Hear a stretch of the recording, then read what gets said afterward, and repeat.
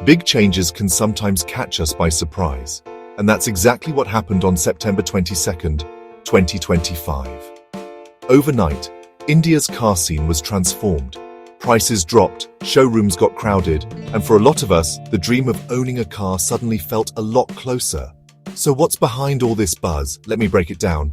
First, let's talk GST 2.0. This new tax reform simplified how cars are taxed in India. Earlier, buying a small car meant paying a whopping 28% GST, plus a special cess. That's a lot of extra money on top of the sticker price. But with GST 2.0, the government scrapped the cess for most vehicles and switched to just two main GST slabs, 5% for essentials and 18% for most goods, including small cars.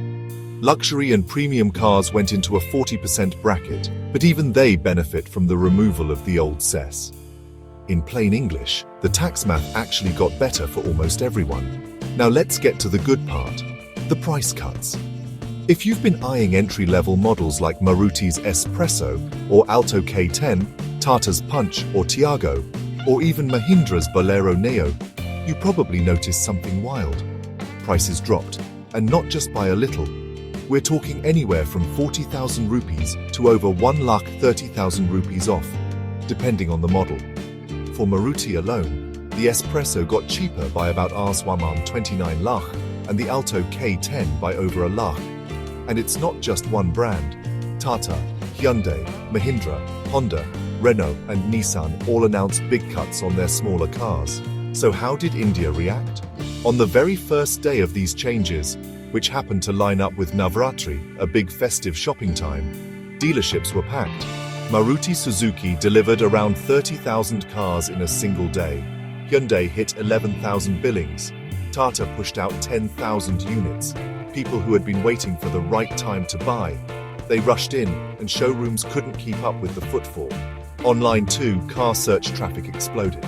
This isn't just a city phenomenon. Small towns and semi-urban areas are seeing huge demand, especially from first-time car buyers and folks upgrading from two-wheelers. But hey, it's not all smooth sailing. Some models are now hard to find, thanks to the sudden surge in demand. There may be waiting periods. And while luxury cars did see a net tax reduction, being in a high 40% slab could turn some buyers away. State governments and dealerships also have to adjust to the new system, so some confusion is possible. Looking ahead though, one thing's clear. GST 2.0 just made cars a lot more accessible for regular people in India. More families can think about that first car. More two-wheeler owners can dream a little bigger. For car makers, this is a golden chance to innovate and compete. So if you've been thinking about buying a car, this could be one of the best times in years to take the plunge. Compare prices, talk to your local dealer, and see if the new GST regime works in your favor. If you enjoyed this breakdown, drop a like and subscribe for more updates on India's changing markets. See you in the next one.